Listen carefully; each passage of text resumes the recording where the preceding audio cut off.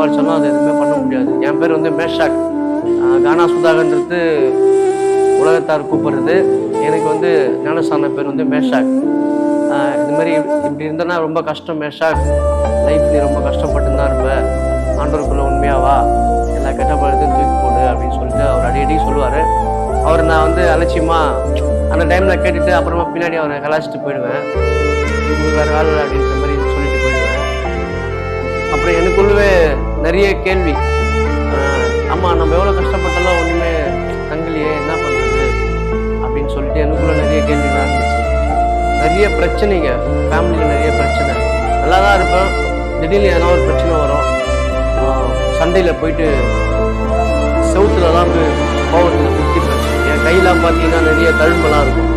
கோவத்தில் செவுத்தில் குத்துறது, பீரோ பின்னாடியை உடைக்கிறது, அந்த மாதிரிலாம் நிறைய ஒரு சைக்கோ மாதிரி பண்ணிட்டு இருந்தேன்.